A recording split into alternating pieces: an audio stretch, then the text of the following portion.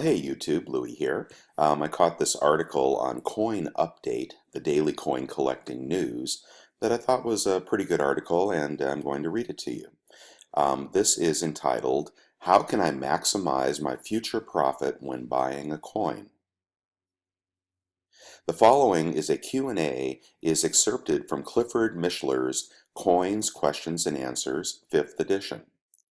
I've often been told when buying a given coin, one should always buy an example of the best quality available, but I'm wondering if there is a valid justification for paying a multiple of 10 times more for an MS65 Select than for an MS63 uncirculated with attractive eye appeal, or a like multiple for an MS67 Gem over an MS65. Answer: the practice of buying the best quality available is certainly an appropriate and applicable rule, up to a point. Let's assess. For example, an 1892 or 1893 World's Columbian Exposition commemorative half dollar in select quality. These coins today carry a value of approximately $800, but 20 years ago they traded at about $1,000. Stepping up to gem quality, today the price is in excess of $10,000.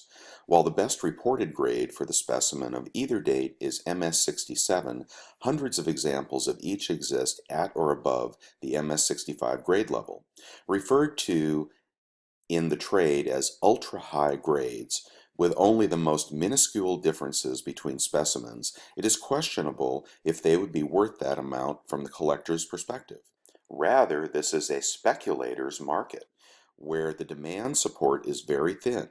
The market is much more broadly supported at the MS63 level, where either coin carries a $100 level price tag, at which one could acquire perhaps 8 or 10, or perhaps even more examples that would be even more readily marketable. The Columbian issue is, however, a very common issue with classic commemorative series 1892 to 1954.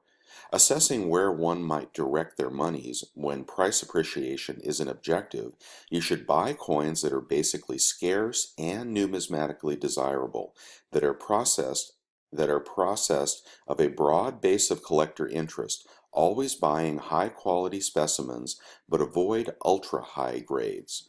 Very interesting. I know I learned when we inherited our great-grandfather's coin collection that he collected um,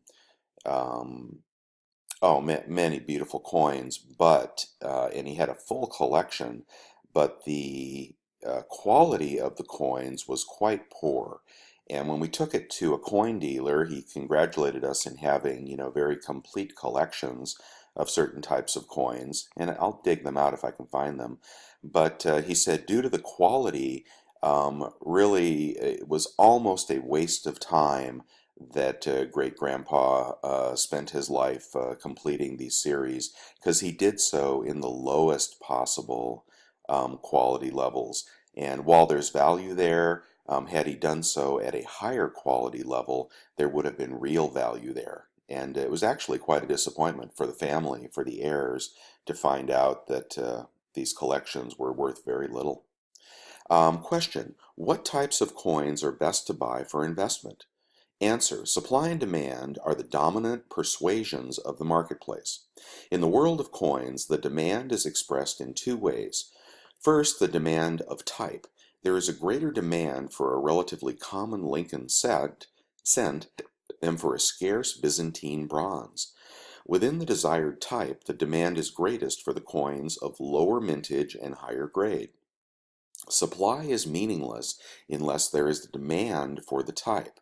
An 800-plus-year-old denier of Richard the Lionheart can be purchased for a low two-figure expenditure. Over the years, the higher grades of the lowest mintage coins within a demand type have proven to be the soundest investments. The 1909 SVDB cent meets the criterion of limited supply with only 484,000 struck and higher collector demand. Even the lowest graded examples sell for hundreds of dollars. So demand is key. Let's see. Let's look at the comments if there are any. And I am not seeing any comments. So what do we take away from this example? Before you invest serious amounts of money in numismatics, be sure you are operating in a market that has a high demand, that has great interest. And then when you do, don't buy the poorest example, buy the best example, but not the ultra best example. That's what I take away from this, and I think I'd agree with those sentiments. Thanks, everybody. Louis signing out.